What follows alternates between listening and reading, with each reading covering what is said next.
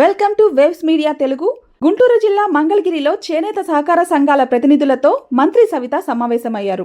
ఈ సమావేశంలో జౌళి శాఖ స్పెషల్ సిఎస్ ఆర్పి సిసోడియా, కమిషనర్ రేఖారాణి, వివిధ జిల్లాల ప్రతినిధులు పాల్గొన్నారు. లేటెస్ట్ చేనేత వస్త్రాలను ఆప్కోకు విక్రయించాలని మంత్రి సూచించారు. చేనేత సహకార సంఘాల నుంచి వస్త్రాలను ప్రభుత్వమే నేరుగా కొనుగోలు చేస్తుందని తెలిపారు. చేనేత సంఘాల బకాయిలన్నీ చెల్లిస్తామని, ఆప్కో అభివృద్ధిలో నేతన్నల పాత్ర కీలకమని మంత్రి సవిత పేర్కొన్నారు. కలిగుదయం వెంకటేశ్వర స్వామి గారి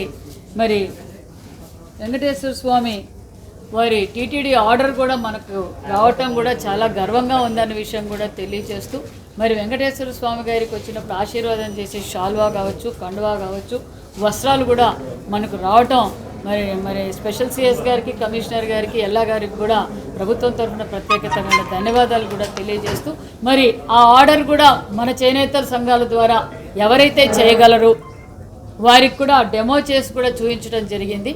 అలాంటి వారు ఎవరైనా ముందుకు వస్తే వాళ్ళకు ఆర్డర్ ఇవ్వటం కూడా జరుగుతుంది. దాంతోపాటు మరి మనకు డిపార్ట్మెంట్ ఆర్డర్ కూడా అంతా మనకు రావడం జరిగింది. కాబట్టి లివరీ కూడా మరి ఎవరైతే మీరు చేయగలరో వాళ్ళకి మేము ఆర్డర్ ఇవ్వటానికి కూడా సిద్ధంగా ఉన్నామన్న విషయం కూడా మరి చేనేత సహకార సంఘాలకు కూడా తెలియజేయడం జరిగింది. ప్రతి చోట కూడా మరి ఆల్మోస్ట్ ఆల్ అధికారంలోకి వచ్చినప్పటి నుంచి కూడా ఎప్పటికప్పుడు ఎగ్జిబిషన్స్ కూడా ఏర్పాటు చేయడం జరిగింది.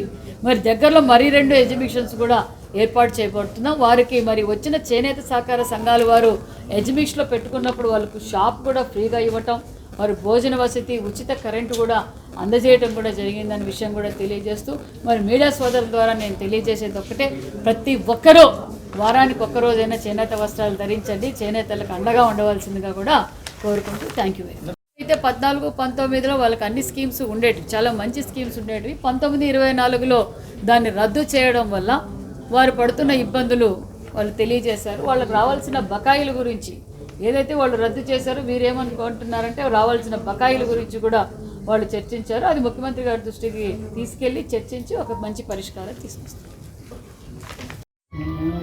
అది ఇందాక మీరు ఒక మాట అన్నారు, సొసైటీకి వచ్చి కొట్టాలనుకున్నారు కదా, ఆ విషయం ఎంత పనొచ్చు, ఎంత పరగొచ్చు, ఎంత ఏది కావాలి, ఏది నాణ్యతుందో, ఏది ఇవాళ మొత్తం తీసుకొచ్చి ఆఫీసు మీ దగ్గర తీసుకొచ్చి ఇస్తే మీరు ఉత్తర రోజు మళ్ళీ సాయంత్రం దాకా ఆటోలు పెట్టుకుని బాడుగులు పెట్టుకుని ఇబ్బంది పడాల్సిన పరిస్థితి వచ్చింది.